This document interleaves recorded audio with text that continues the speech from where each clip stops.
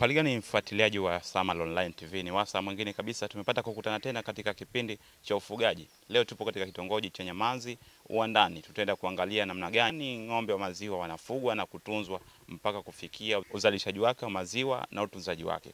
Ungana nami mwanzo hadi mwisho wa kipindi hiki. Langu jina ni Said Mohamed.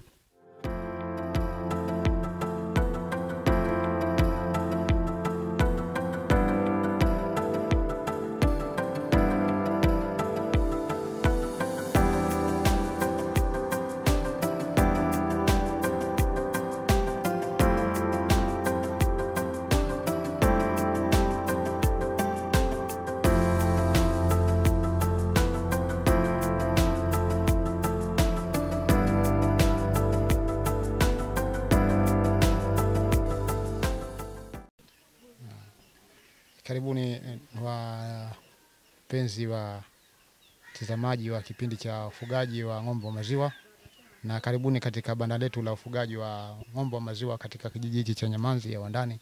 Kwa jina langu ni Ali Musa Suman. Mimi ni mfugaji wa ng'ombe wa maziwa. Ni ng'ombe ambao wenye kutuendesha maisha katika familia yangu. Mradi huu nimeuanza katika vipindi mwaka 2023 hadi leo mwaka 2025. Kwa hiyo ni mradi ambao ni mzuri na natoa maziwa ya biashara na matumizi ya nyumbani, na vile vile ni mradi ambao unaendeshia maisha kama matumizi ya nyumbani, kusomeshia watoto na vitu kama vingine kama hospitali, dawa na vitu vingine kama hivyo.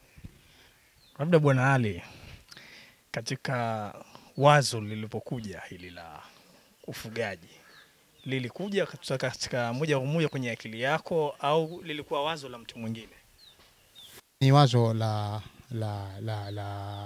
katika akili yangu, kwa sababu mimi marafiki zangu wengi ni wafugaji wa ng'ombe wa maziwa, na nilikuwa nafanya kazi sehemu kwa tajiri.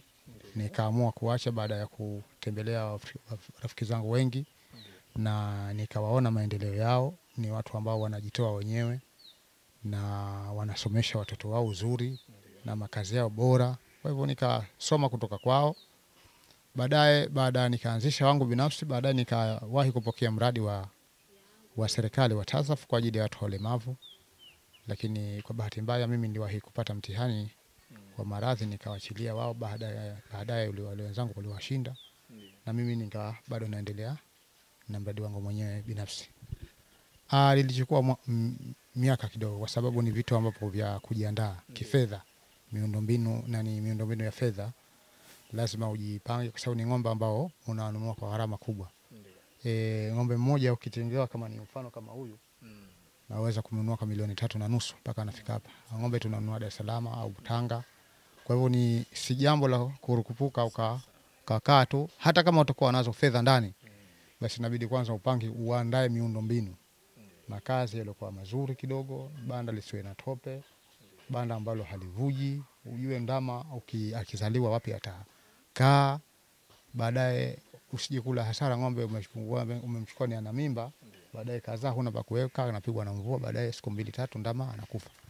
Na sasa unakuwa uendelee mbele, kwa sababu ng'ombe inatakiwa upate maziwa na upate ndama kwa ajili ya kukuza mradi.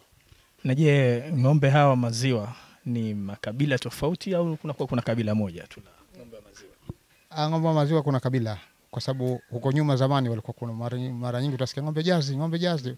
Jazi ni kabila, si kila ng'ombe jazi. Ile ambayo aliyoiona kwa mwizo, kwa sababu inawezekana kaja kwangu kamuona ng'ombe bwana Ali huyu anatoa lita 10, lakini ajue huyo ng'ombe atakwenda kumchukua, atawe kwenda muuzia, au ana uhakika kwa ile anatoa lita 10. Kabila hili niloiona kwa Bwana Ali ndio sahihi. Na pili, la tatu, atumie sana ni madaktari. Madaktari ni muhimu unaponunua ng'ombe, basi bora ule gharama kubwa kuchukua daktari kukuthibitisha kweli ng'ombe ana mimba, huyu tasa, huyu ana uvimbe, kwa sababu ng'ombe nao kama binadamu, samahani kidogo, wenyewe wapo wanakuwa wanafanya uvimbe sehemu ya uzazi. Huyu utapandisha mpaka uchoke.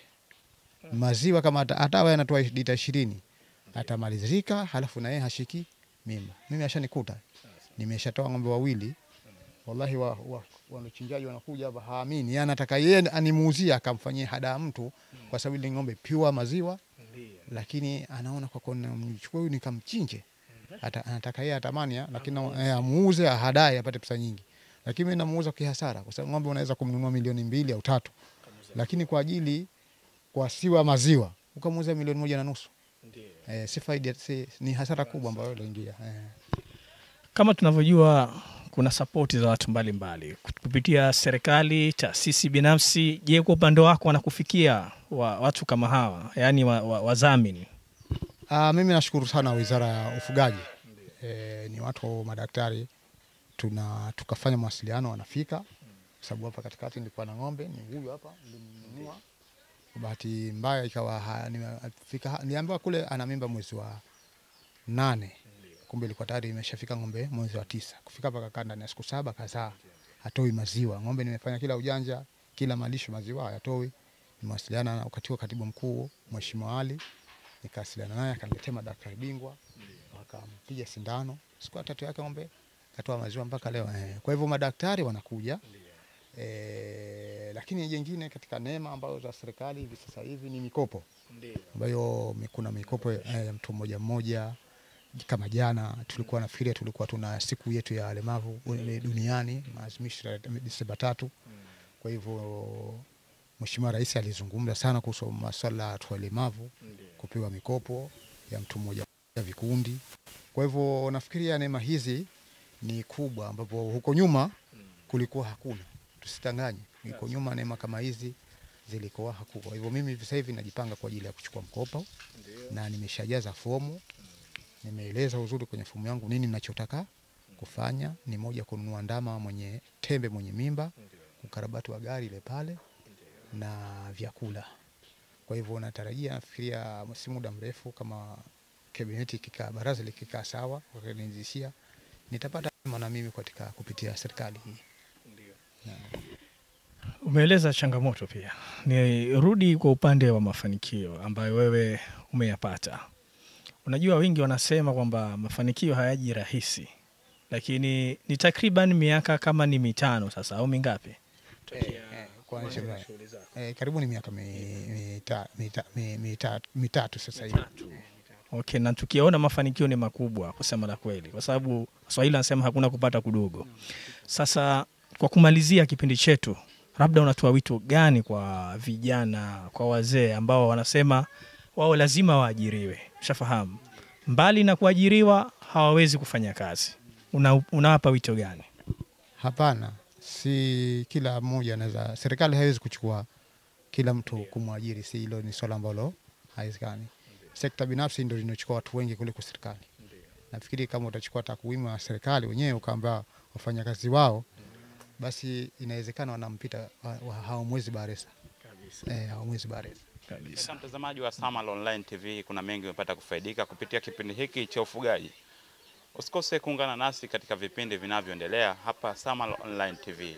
Siku zote tunakuletea vipindi vyenye kuleta manufaa na kukufunza mingi kupitia channel hii.